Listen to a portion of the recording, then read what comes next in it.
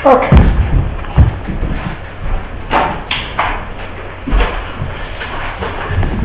So, this lesson, I know this is okay, Daniel, it's not too bright. Can you see it?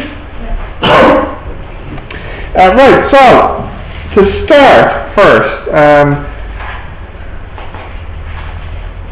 what is the name of the topic? I'll reveal it dramatically in a moment, okay? So we'll start off with some iron. And if you remember from last time, if I wrap a current around this, what have I changed this into? Yeah, a magnet. Yeah. Now I wasn't really super clear about something last week, so just before I start I want to be really clear about that. If you have a direct current, you have a charge moving to the right, like in this example here.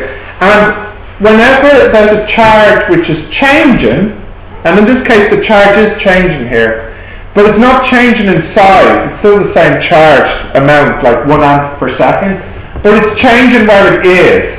So whenever you have a change in charge, a moving charge, we'll call that magnetic field. And do you remember which rule to use here to find the magnetic field?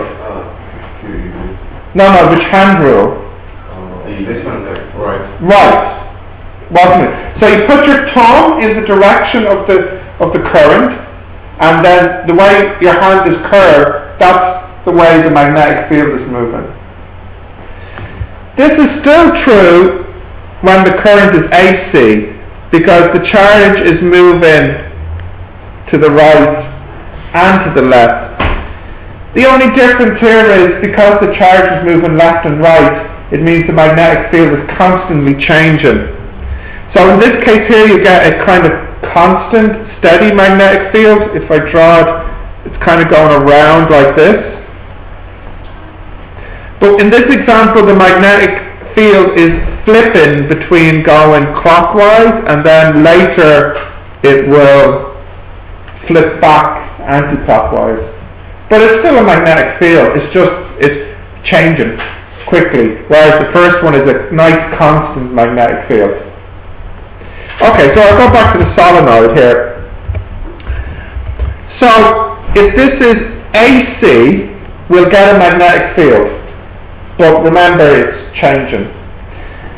So, well, it's changing, so it's kind of no point for me to draw the magnetic field in because it's not constant. But I'll just draw one in. I don't know. I'll draw it in anyways. But we both know it'll keep flipping back and forth. Now, I'll put another iron core here, and put another iron core here, and wrap a wire around this one.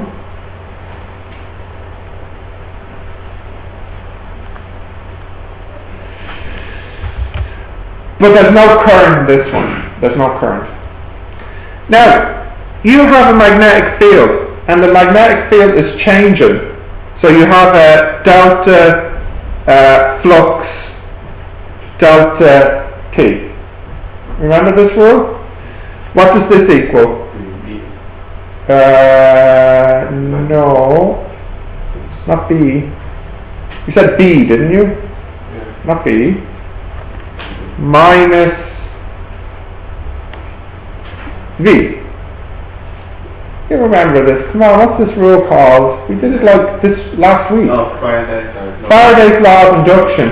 So when you have a change in magnetic field, this one is changing back and forth, it will cause a voltage in a conductor. So this conductor here, the iron, is in the magnetic field if they're close together. So you get a voltage here. Yep. Now, there's something I left out of my formula which is relevant for this example here. You don't always put it in, but you sometimes put it in. Is it for the formula? This? No. And the number. The number of loops. Here, n. Yeah.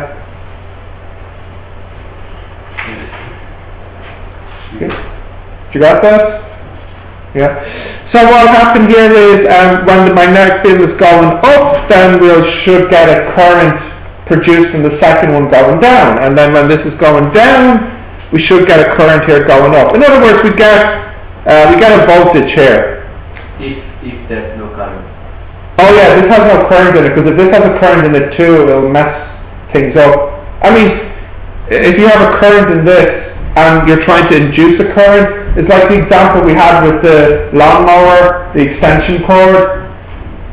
Remember this? So for example, if the current is going up here, when we induce a current going down, it will take away from this. Huh? Anyway, no, let's not complicate matters. That really complicates things. There's no current. We have no current in the right. Yeah. We're just making a current in it by having the magnetic field change. Induce current to become the magnetic field touches the wire. Yes, yes. Or even just the iron core. The whole right-hand side of the conductor, which is inside the magnetic field, yes, which is changing. So when we have a change in magnetic field, we know that we get a voltage. Yeah. So the N here is quite important in this example here. In fact, I won't really go through the steps. I mean, you could try and maybe show it yourself today if you wanted to. But basically, the voltage you get here really depends on two things only. It depends on the voltage over here, and it depends on the number of loops. Okay. Now, Will it be the same voltage as on the left? no, there'll be different voltages. So let me just highlight a piece here. Let's imagine here, for example, I have 10 loops, and here I have 5 loops. You can kind of imagine it. There's 2 loops per 1 loop here. So if we were just to look at the top, the magnetic field at the top, for example here, I said I wouldn't prove it, but I'm kind of proving it now. You'd have something like 2, change in magnetic field, change in time equals minus voltage here. Now suppose I put an extra wire in here. If I put 3 wires in here, which part of my formula changes? For example, does this change? No, it doesn't change. It's still the same current here. What does change? The N here changes. So in other words, the N is very important for determining the voltage we get here. And in fact, I was doing this compared to 1. But of course there's 5 here. So in other words, it's not, it's a ratio between the two. It's not important how many loops are here, but rather how many loops are here compared with how many loops are on the right. Anyway, what's really important now is what is the formula I'm getting at. So I'll call this one voltage in, and I'll call this one here voltage out. And the formula is N1, the number of loops on the right, and N2, the number of loops on the right, N1 over N2, that should be the same as the voltage in divided by the voltage going out.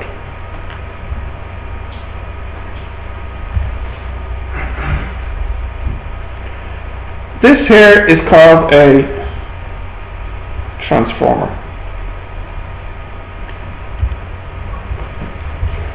Transformer is a simple machine that changes the voltage.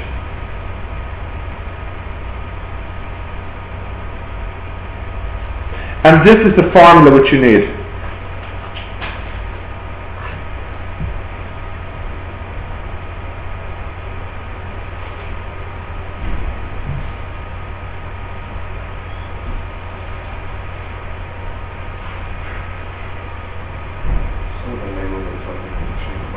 Yes.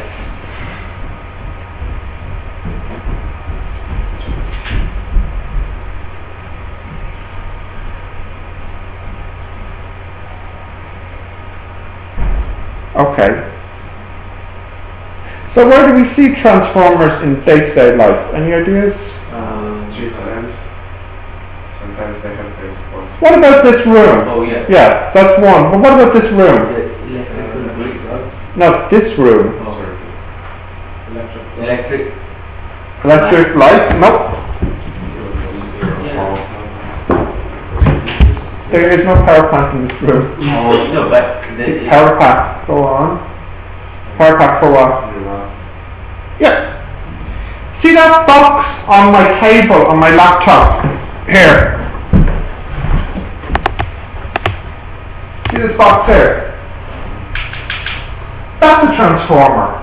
Because what's happening here is, this wall is providing 240 volts. Well, I think my laptop probably only needs something like 12 maybe. I don't know if it'll say it on the bottom here. Oh, actually, it might say it on the box. So this is made in China. 19.5 volts. So this transformer is taking the 240 here and changing it into 19.5. We call this a step-down transformer when you reduce the voltage. And if you were to increase the voltage, we call it a step-up transformer.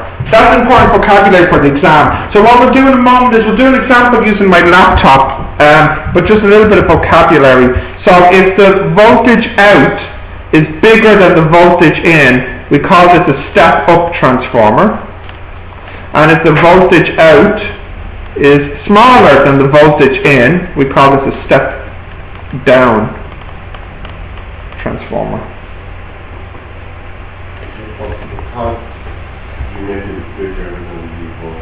Yeah, what you would do is, here for example, yeah, we'll do that as our first example. So let's say we have 240 volts here. And let's say we have 100 loops. And then beside it, oh by the way, usually these aren't two separate pieces. Usually it's a single iron core like this with a hole cut out in the middle. No, it's conceptual. Alright, fine. So here is 240 volts, and let's say there's 100 loops, and here is 1000 loops, and we want the voltage here. I'll call it X.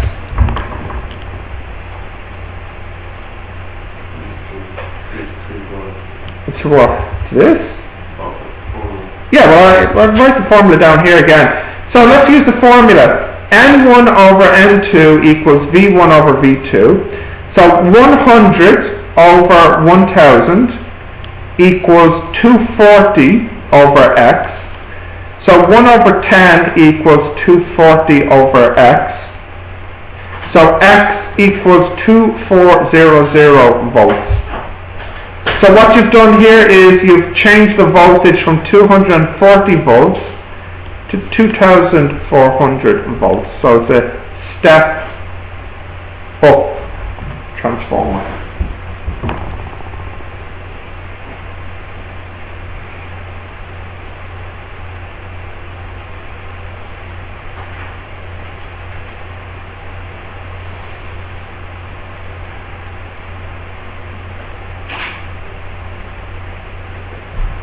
Okay? I'll give you one to try now. We'll use my laptop as one. Can I scroll down? So in my laptop power cable there's a transformer. Now I don't know how many loops are going in, but we'll just say it's 240 volts, and we'll say it's 100 is the N. What did I say? It's 19.5, wasn't it? Okay, so I want everybody to work out for me how many loops I have. Oh yeah, more vocabulary. This side here is called the input, of course, voltage in. It's also called the primary. And this one here is called the secondary.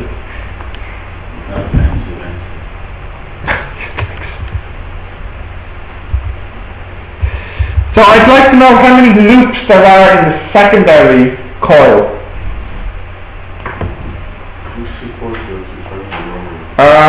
Actually it's 220 to 240, it's going to be slightly different. So we'll just say at the top end 240.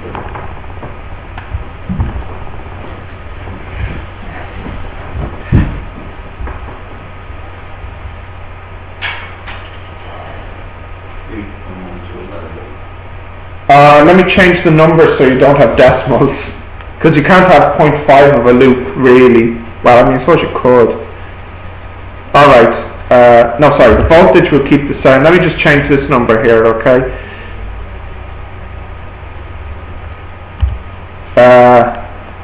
480 loops. Alright.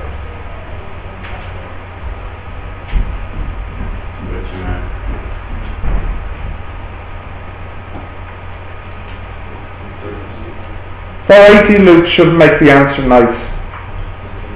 39. So the formula is 480 over x equals 240 over 19.5. So that means x equals 19.5 over 240 times 480 equals 39. So there's 39 loops here on the right. Now, I'm going to tell you now the power of my laptop. Sorry, can I remove this here? These steps? Yeah. Because I think everybody got this. So now, I'll write in the answer here, 39. Okay. So the next part, I'll give you the power of the laptop. Equals, let me see.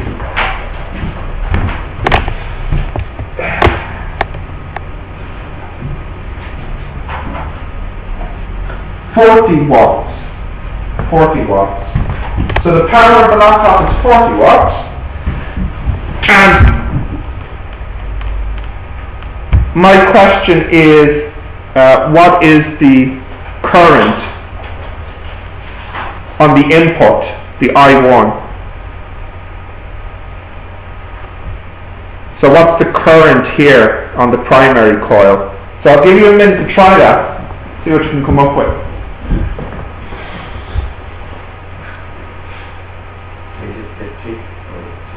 Huh?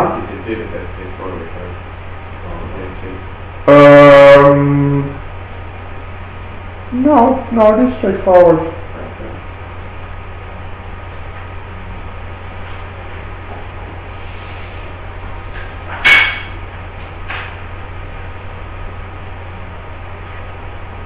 What answer did you get? Huh? So as a decimal please, 0.167? What did you get?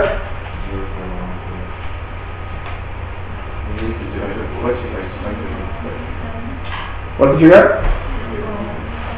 0.167. So let's have a look at this and see which answer we get. So the 40 watts, is that in the primary or the secondary?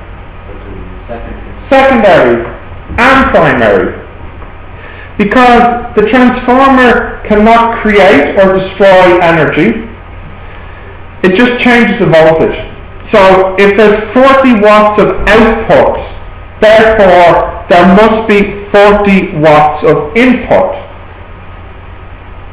So if you look on the left, you have the formula power equals IB, or rather 40 equals I1 times 240.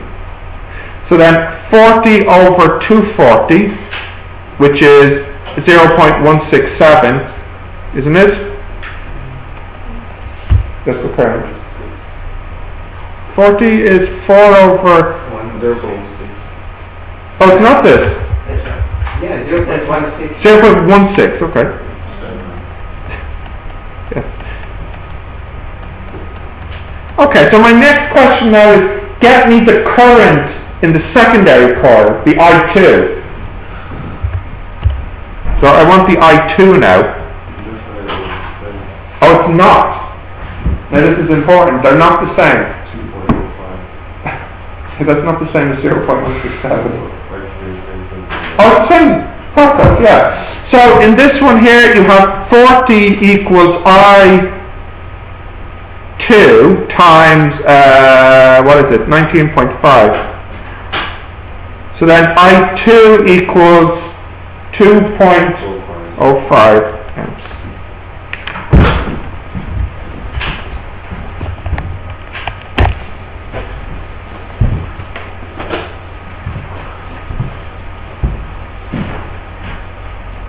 So, Joshua, read out that little number there. No, there's a number in front of you. 2.05 amps. Yes, it works. So the current in the secondary is 2.05 amps. Its voltage is 19.5, and there are 39 loops. Okay. I said though that the power in the input equals the power on the output, but this isn't always true though.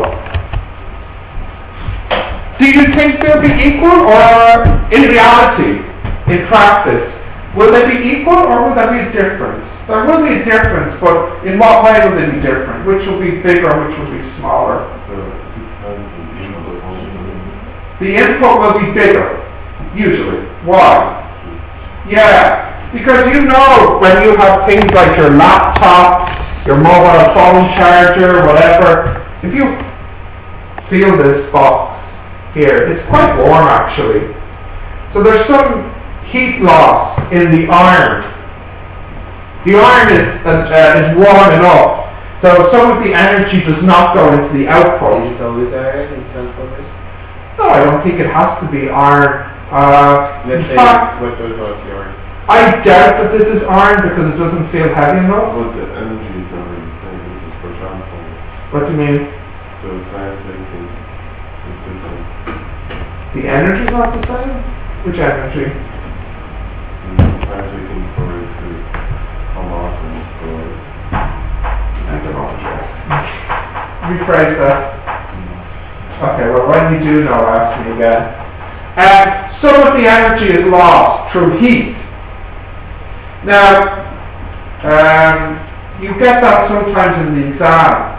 So I'm going to change this question ever so slightly. I'm going to now say the transformer is 95% efficient. 95% efficient. So my question now is, what is the I1 and what is the I2? So do this again please for me. But now make the transformer 95% efficient. And see how the answers change. If they change much or not.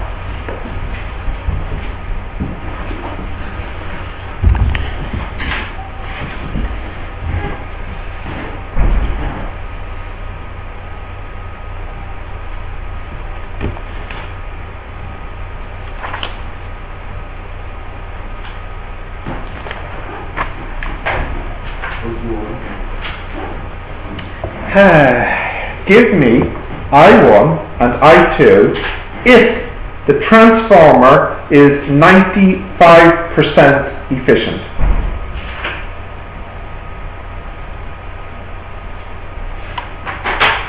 I1 should not change. Yeah, either one. No, set I2. I1 should not change, you're right. So I1's the same. I2 will definitely change. 1.95. Okay. Okay. Concurred? Yes. 1.95? But I1 of course is the same. So if I look here, you can use the formula efficiency equals power out over power in times 100. So I have 95 equals power out over power in times 100. Well, actually, no. The I1 is the one that changes, not the I2. What? Yes, because the laptop still needs 40 watts, does it not, to work? So it will draw more power on the input. The I1 will be bigger. The I2 will be the same. Like you said, inputs is always bigger than outputs. No, I didn't say that. I said the current in the input will be bigger than the current in the Well, output. you said that input energy equals output energy. Yes, when it's 100% efficient. Which is true for everything, you know. No, I've not said anything contradictory. You know this, that the energy can't be created or destroyed. And it's not here, it's just converted into heat. So 0.1.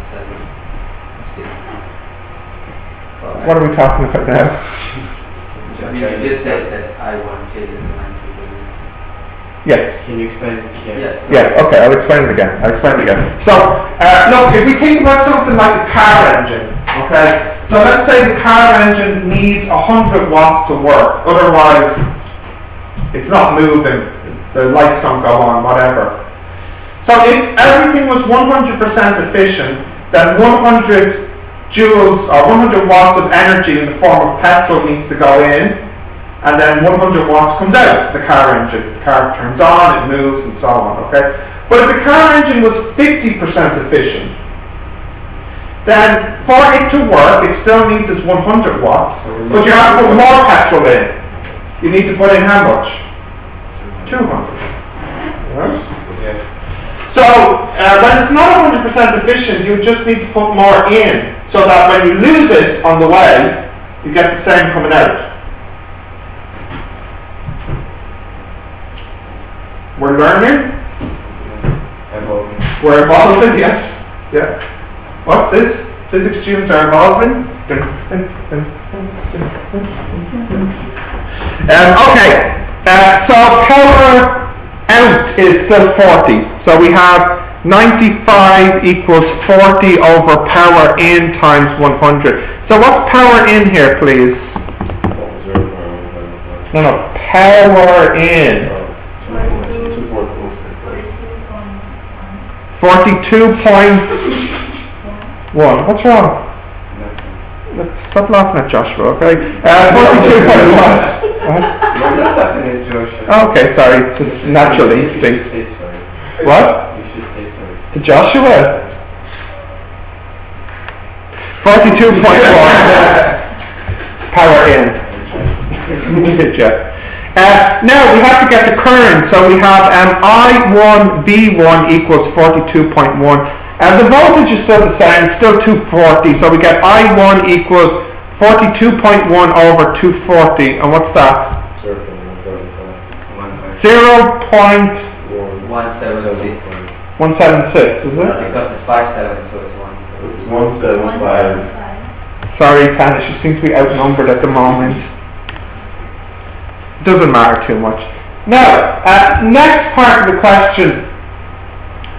I would like you to work out the resist. It's still 95% efficient, okay? And the I2 is still, what do we have for I2? Was it the zero? It was 2.05.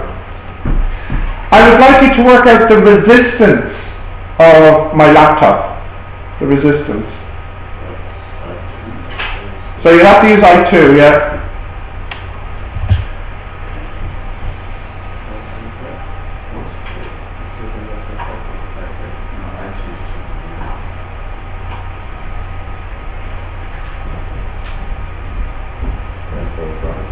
Hmm? 9.5, is it? So what formula did you use? Ohm's law, yeah. So V equals I OR, so OR2 equals V2 over I2, which is I2, yeah, it's weird. V2 is 19.5 and I2 is 2.05. So what do we get here? 9.51 ohms of resistance. Now, the transformer is actually using some power. How is it using power? In the form of heat. It's actually like a little heater, slowly warming up, because some of the current and voltage get used up, lost by the transformer. So in fact the transformer also offers some small resistance too. So I'd like you to try and work out the resistance offered by the transformer. Now have a think about it, and then I'll do it in a minute. But see if you can get the resistance of the transformer. And my only advice is you should try and work out the power of the transformer as if it was a heater. Yeah. Is that what I'm talking about? Yes. I see what you've done there. So, try to get the power first of the transformer as if it was a heater.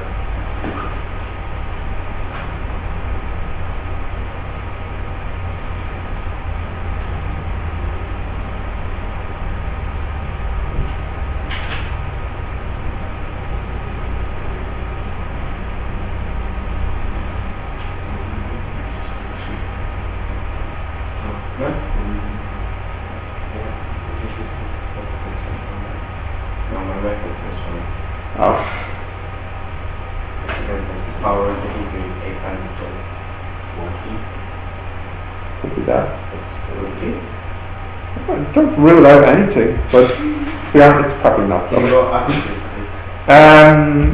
To where now?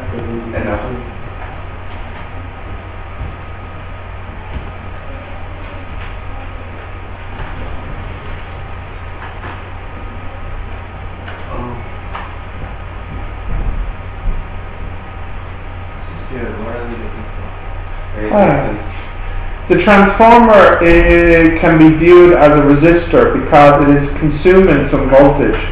It's slowly warming up like an electric heater. So I'm saying, view it as if it was an electric heater. What resistance is the transformer offering? Well, we'll do it in a minute, but I just want everybody to try it first.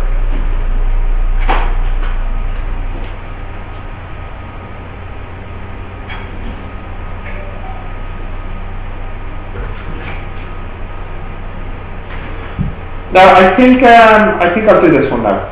So, remember, P equals IV, but also V equals I or.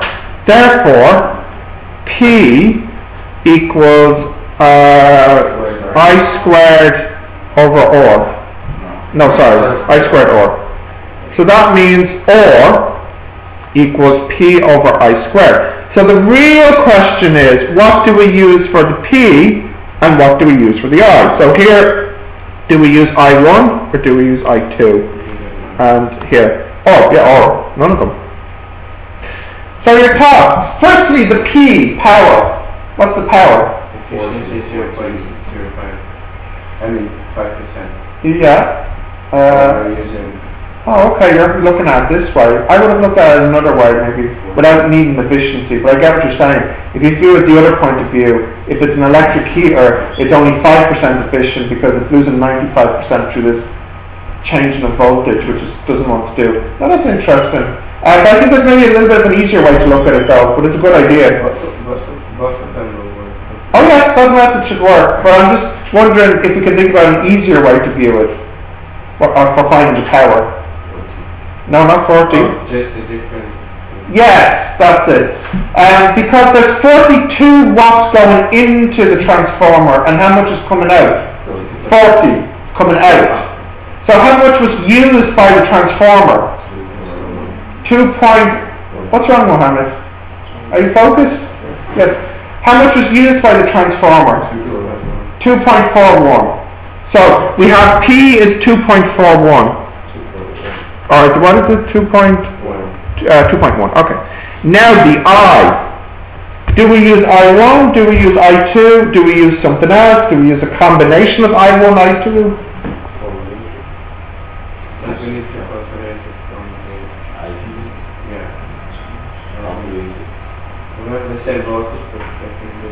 Well, think about it like this. If we're thinking of the transformer as a heater plugged into the wall, what's the current going into the heater? What's it using if it was plugged into the wall?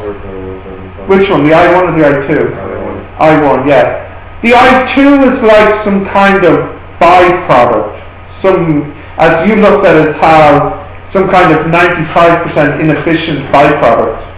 So, in fact, we should use the I1 here because that's the input into the transformer. Huh? What's the I1? 0.17. is 0.175 squared. Okay, so what do we got here for the resistor?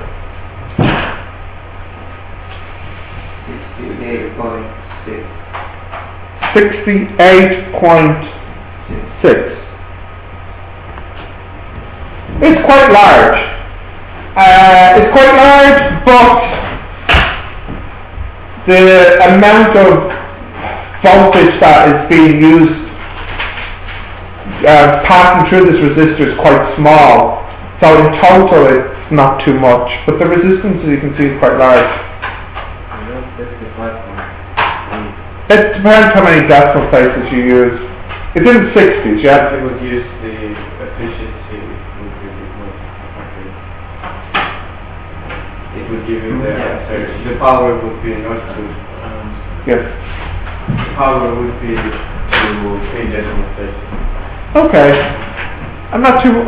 okay. Just saying. It will be a little bit more accurate? Yes. That's fine, okay. So when you have a question like this, when you get the difference in power input and output. Yeah, because that's...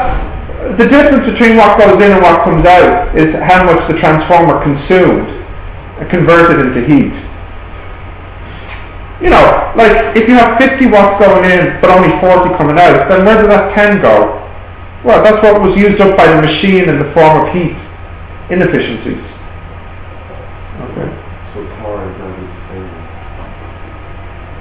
No. Power in does equal power out. What's slightly different here is the power going in is one, the power coming out are two things.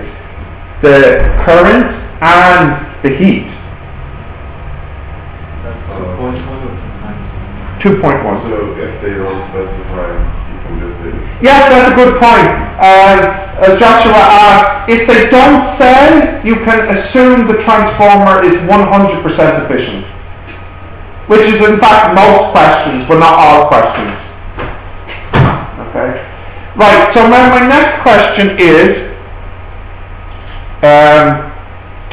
if the transformer is on for 1 minute, how much energy has been lost? So I'm giving you time now. So we're talking about 1 minute.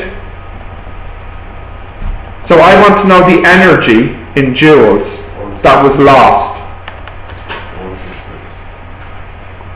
How'd you get that?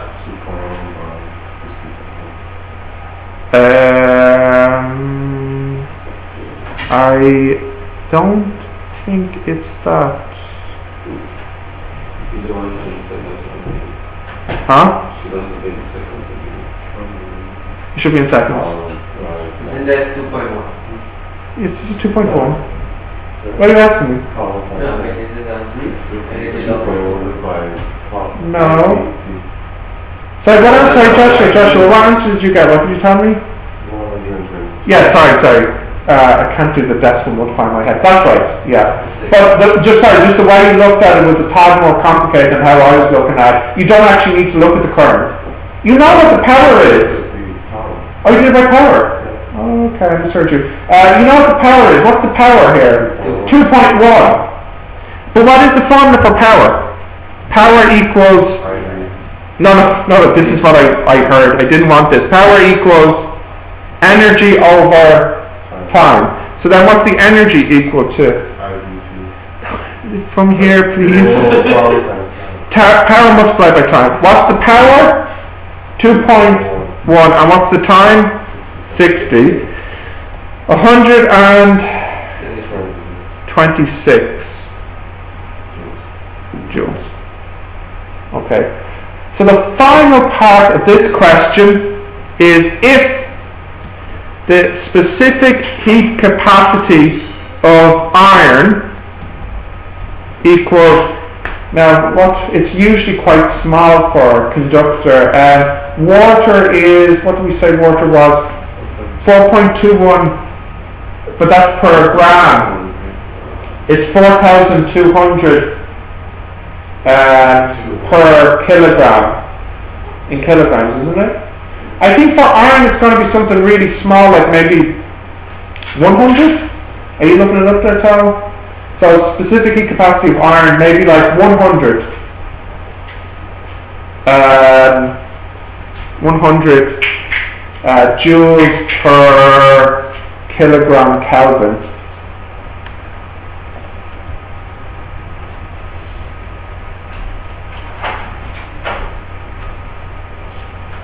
So, of course, you can guess that my question here is, how much hotter will the transformer be after 1 minute? 144. Okay, thank you. 444, is it? If it's given that 0.444 in grams, then yes. 0.444 in grams. Grams. Okay, so that in kilograms you have to multiply it by 1,000. Yeah, so 4. Multiply, so making it bigger. Yeah. Yeah, 444. Or 44.4. If we're multiplying by 1,000, that's 3, isn't it? 1, 2, 3. Yeah, sorry, 444. So 1 gram is just how many kilograms? Oh, please, Joshua, this makes your teacher die on the inside. How many grams in a kilogram? How many grams in a kilogram? 1,000, yes. So 0.444 grams. That's what you said. No, he said this is in grams. He said it's 0.444 joules per gram Kelvin. And we would like it joules per kilogram Kelvin. What's wrong? No, I know what you meant. You understand what he meant? I'm impressed. I didn't. And 444 is okay? Yeah, he's right. Yeah, okay. Just try to put this question. No, look, stop bullying him, okay? Fine. Give me now how much hotter the transformer will be after this 1 minute. So work on that now, please. 1 minute, how much hotter will the transformer be?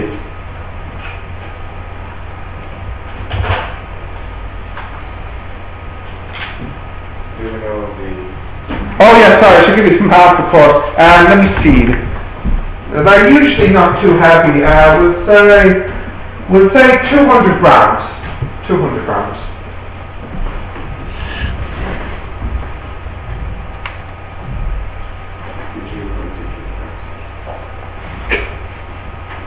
Yeah, thanks, Tal. Yeah.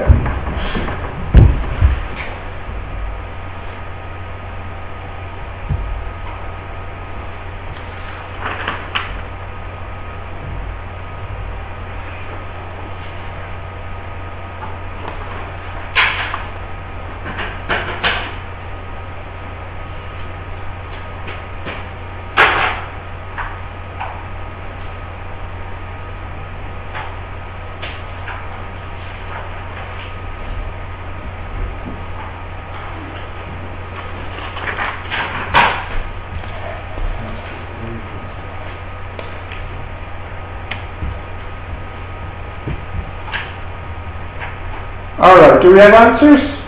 Yes, so we have delta Q equals MC delta T, so delta T equals delta Q over MC, which equals 126 over 0.2 times 444. What's that?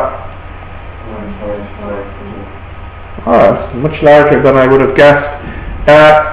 Celsius or Kelvin. Nearly 1.5 degrees per minute. It is a lot, but if some of them do get really warm. Can we get the limit? No, because we would need to know how quickly this heat is leaving the transformer and entering the air. Can we guess? In fact, that question is very much related to your math assignment, because if you think about it, the cylinder component is warming up and heating down in the heat bath, which is kind of like what you have here. The transformer is trying to cool down because the room is cooler than the transformer. Yeah? No, let's not. It would be quite long and difficult to do.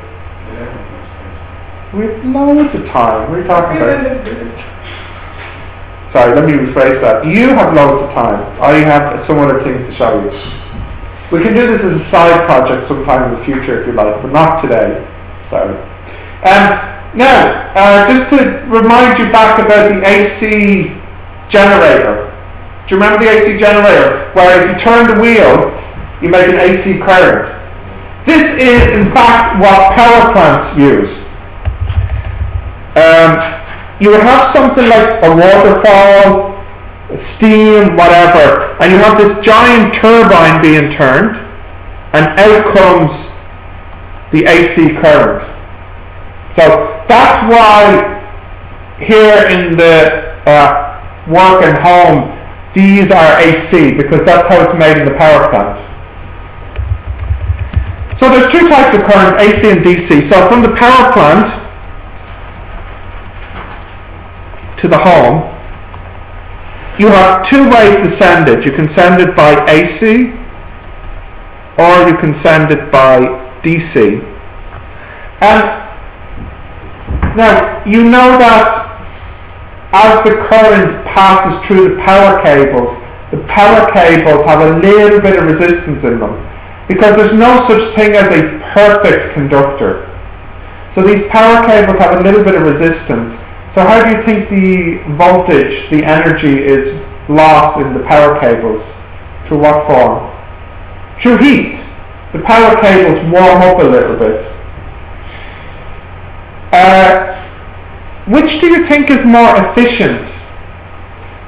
To use AC or DC in the power cable? What do we think? Now, up until this point, you know the formulas we've been using, like the P equals IV and so on. That's true for both AC and DC, but there's one small exception, and that's the formula for how much heat is lost. It does actually matter if it's AC or DC. This isn't something really for the exam, so you don't have to worry about this. But I would like to talk about it because it is important, especially for engineering. So I don't know if anybody knows this. Does anybody know for certain which is more efficient? In other words, which causes less heat, the AC or the DC? AC. DC. Yes. The DC causes less heat. It's more efficient. So then the question is, why doesn't the power plant use DC? Why does it use AC if DC is more efficient to send to the power cables? Yes, this is the thing. DC is more difficult and more expensive to make. The money you would save by using DC is not even close to how much extra money you have to spend to make DC. Yeah. And DC can be used in transformers. DC can't be used in transformers as well. Yeah. It can only be AC. Yeah. So this is another disadvantage. It would mean that my transformer here wouldn't work as well if this was DC. So not only would I need a transformer, I would also need a way to convert from the DC to AC before it goes into my transformer. So it's another reason. So it's another reason. So in other words, it's just much more convenient and cheaper to use AC. But I feel it's important that you know that DC would actually cause less heat in the power cable. Is that really an advantage? Yeah, because then if you lose less energy, then you can make less energy. You have less energy to send because less is being lost on the way. Why?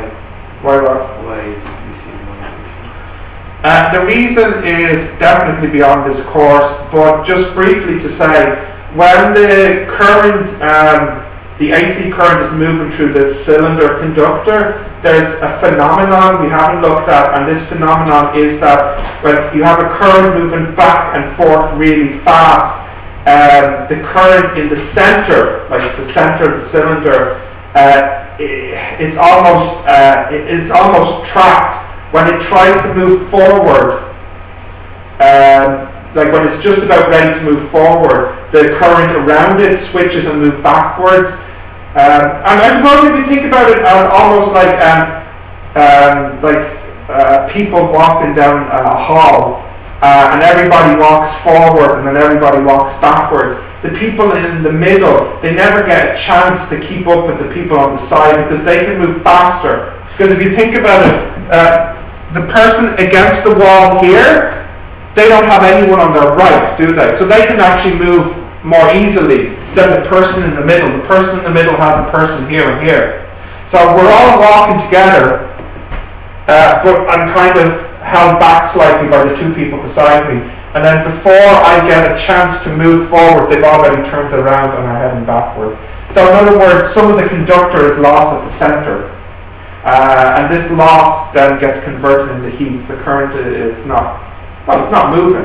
You know, like the opposite of a conductor is an insulator. So when the current is prevented from moving, then it's an insulator, so there'll be some heat.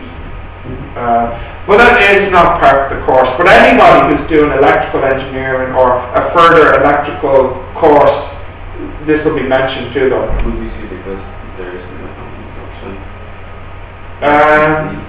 No, I wouldn't. For what now? Like induction, like changing direction from charges. For the reason why about the energy? Yeah. I wouldn't say so. It's a little bit too simple. Like, the answer I gave you is the answer, and the answer I gave you was as simplified as I could make it. So anything simpler wouldn't be quite right. Okay. Anything else to say about AC and DC? Oh yeah, and just as a little bit of history, you all know who Thomas Edison was, and Nikola Tesla. Yes, they were enemies, yeah.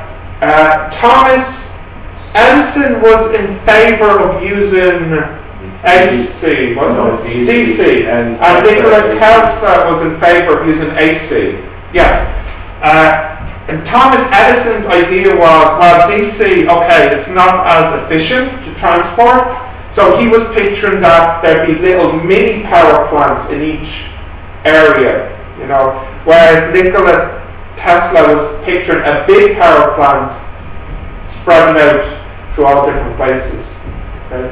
So anyways, it ended up, as we know, being AC. It just ended up being cheaper that way. But DC may be coming back. And the reason for that is actually due to your laptops and phones. Because your phone uses the USB cable here. This actually isn't AC, the power going into this, it's DC. Yeah? This here. Yeah. Power going into this, you know, to light it up and so on, that's DC. So there's this idea now, I don't know if you've actually seen it in the news, that homes would get little USB connections here, so you can plug things into the USB as well as the socket. Why not AC? Why, what? Why not AC? For what? The USB? It's okay. It'll still be. No, it'll still be AC here. Oh. I'm saying there'll also be like USB that will be DC. So the USB is like a small transformer. Yes, you're right. USB has like, well, the transformer would actually be in the laptop. Yes, yeah. So DC might be, there might be a mixture of AC and DC in the future because the new USB, what's it like, USB 3 or something? The new USBs can carry a lot more current. So in fact you could plug bigger appliances into the USB, like laptops, other things like this. Maybe not quite washing machine. I don't think quite USB powered washing machine, but certainly like things like televisions, you know, laptops, stuff like this. So anyway, maybe, I don't know, 20 years from now, DC could make a return into the home. Oh yeah, those weird sockets that you see in hotels, isn't it? Yeah. For shape? Yeah. You think they're DC? No, they're just... I don't think they're DC, I think they just have lower voltage, isn't it? Yeah, just lower voltage. Yeah, I don't know. Anyway, a lot of hotels now have USB on the wall beside the sockets. I don't know if you've ever seen that. Really? Yes. Okay, or maybe I should say a lot of hotels. Some hotels have this as well. We just don't say because we don't have enough money. Yes, yeah, no, I'm the same. I've never seen this in person. I've only been told it. So I'm assuming whoever told me was telling me the truth. Okay, so we'll try these questions here. These are, the example I did on the board is much more difficult than what you would get in section A, okay? Section A, this question is really, really common in section A. In fact, I think of the last 7, 8 years, it's probably been in every exam, except maybe one. So when it's in section A, it's stupidly easy. It's like the first example I did. When it's in section B, it can be a bit more complicated, like the example I did with the heat loss, with the iron. But in the section A question, it should be full marks. If you're not getting full marks in this, then pack your bags and go home early because you're just wasting your time. Oh, sorry, that was a little bit too honest, wasn't it? Okay, so work on these for a few minutes and then we'll go through the answers. It really shouldn't take you long to do. They're very short. Don't make it less. Don't make it less.